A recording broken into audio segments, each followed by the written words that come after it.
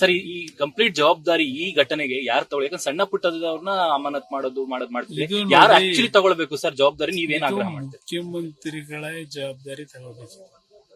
ಮುಖ್ಯಮಂತ್ರಿಗಳು, ನಮ್ಮ ಉಪಮುಖ್ಯಮಂತ್ರಿಗಳು, ಗೃಹ ಸಚಿವ, 3 ಜನದ್ದು ಇದೇ ತಪ್ಪಿದೆ. ಏಕಾಏಕಿ ಮಾರನೇ ದಿವಸ 24 ಗಂಟೆ ಒಳಗೆ ಈ ಸನ್ಮಾನ ಮಾಡೋ ಅವಶ್ಯಕತೆ ಹೋಗಿ ಸನ್ಮಾನ ಮಾಡೋದ್ರಲ್ಲ. ನಾನು ಹೇಳದ್ನಲ್ಲ, ಯಾವ ರೀತಿ ಸನ್ಮಾನ ಮಾಡಿದ್ರಿ ನೀವು ಅವರಿಗೆ, ಆಟಗಾರರಿಗೆ? ಬೇಕಾಬಿಟ್ಟಿ ಮಾಡಿದ್ರಿ. ಅಂತ ಸನ್ಮಾನ ಅವಶ್ಯಕತೆ ಇತ್ತು? ನೀವು ಕೊಟ್ಟಂತ ಅದೆಂತ ಒಂದು ಶೈಲಿಯೂ ಅವರಿಗೆ, ಕ್ರಿಕೆಟ್ ಪ್ಲೇಯರ್ಸ್. ಆಮೇಲೆ ಅದು ಇಲ್ಲಿಂದ ತಂದ್ರು ಒಂದು 50 ರೂಪಾಯಿಂದ ಒಂದು ಇದನ್ನು ಹಾಕಿ ಬೇಟನ್ನು. ಅವ್ರು ಬಹುಶಃ ಅದು ಮನೆಗೆ ಎತ್ಕೊಂಡು ಹೋದ್ರು, ಇಲ್ಲ ಹೋಗ್ಬೇಕಾದ್ರೆ ಅಲ್ಲಿಂದ ಎಲ್ಲ ಹಾಕ್ಬಿಟ್ಟು ಹೋದ್ರು, ದೇವ್ರಿಗೆ ಹಾಕ್ಬಿಟ್ಟು ಈ ತರ ಸನ್ಮಾನ ಮಾಡಿ ಕಳಿಸಿದ್ರು. ಇದಕ್ಕೆ ಈ ತರಾತುರಿ ಸನ್ಮಾನ ಬೇಕಿತ್ತು ಸರ್. ಜವಾಬ್ದಾರಿ ತಗೊಂಡು ರಾಜೀನಾಮೆ ಕೊಡ್ಬೇಕಂತ ಆಗ್ರಹ ಮಾಡ್ತೀವಿ. ನೈತಿಕತೆ ಇದ್ರೆ ಕೊಡಬೇಕು. ನನ್ನ ಅಭಿಪ್ರಾಯದಲ್ಲಿ ಆಗಿರೋದಕ್ಕೆ ಅವರದೇ ಸಾಧನೆಗಳಾಗಬೇಕು.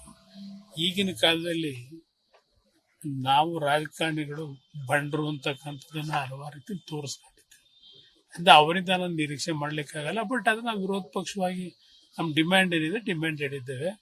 ಹೆಣದ ಮೇಲೆ ರಾಜಕೀಯ ಮಾಡತಕ್ಕಂಥ ದುರ್ಗತಿ ನಮಗೆ ಬಂದಿಲ್ಲ, ಅದು ಬರೋದೂ ಇಲ್ಲ. ಅದನ್ನ ಅರ್ಥ ಮಾಡ್ಕೊಳ್ಳೋದು. ಸದನದಲ್ಲೆಲ್ಲ ಮಾತಾಡ್ತಾರಂತೆ ಡಿ ಕೆ ಶಿವಕುಮಾರ್ ಅವರು. ಏನ್ ಮಾತಾಡ್ತಾರೆ ಸದನದಲ್ಲಿ? ಅಲ್ಲಿ ದಾಖಲೆ ಉಳಿತೆ, ನಾನು ಮಾತಾಡೋದಿಲ್ಲ. ಏನ್ ಮಾತಾಡೋದು? ಹಿಂದೆ ಹೋದ್ ಸಲ ಏನ್ ಮಾತಾಡೋದು? ಏನ್ ದಾಖಲೆ? ಏನ್ ಸಿಕ್ಕಿತ್ ಸಾಧನೆ ಮಾಡಿದೀನಿ ಅಂತ ದಾಖಲೆ ಸದನದಲ್ಲಿ ಇಡ್ತಾರೆ? ಹೋಗ್ಲಿ, 2 ವರ್ಷದಲ್ಲಿ ಏನ್ ಮಾಡಿದ್ದಾರೆ? ಇದು ಬಿಡಿ ಈ ಪ್ರಕರಣ. ಹೋಗ್ಲಿ, ಬೆಂಗಳೂರು ನಗರಕ್ಕಾಗ್ಲಿ ರಾಜ್ಯಕ್ಕಾಗ್ಲಿ ಕೊಟ್ಟಿರೋ ಕೊಡುಗೆ ಏನು 2 ವರ್ಷದಲ್ಲಿ? ಸರ್, ಕೊನೆ ಪ್ರಶ್ನೆ ಸರ್, ಪರಿಹಾರದ ವಿಚಾರ ಸರ್. ಸರ್, ಪರಿಹಾರ 10 ಲಕ್ಷವನ್ನು ಕೊಟ್ಟಿದ್ದಾರೆ ಸರ್, ಸರ್ಕಾರದ ವತಿಯಿಂದ, RCB ವತಿಯಿಂದ.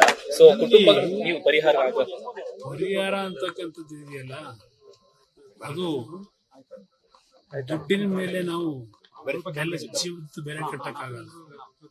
ದುಡ್ಡಿನ ಮೇಲೆ ಅದಕ್ಕೆ ಸರ್ಕಾರ ಇವತ್ತು ಹಲವಾರು ಸಂದರ್ಭದಲ್ಲಿ ಯಾವ್ಯಾವ ರೀತಿಯಲ್ಲಿ ವಿಶೇಷ ಪ್ರಕರಣ ಅಂತ ಹೇಳಿ ಹಿಂದೇನು ಮಾಡಿದ್ದಾರೆ. ಇವರು ಮಾಡಿರ್ತಕ್ಕಂಥ ತಪ್ಪಿಗೆ ಯಾವ ಜೀವಾಂತೂ ತರಕಂತೂ ಆಗಲ್ಲ.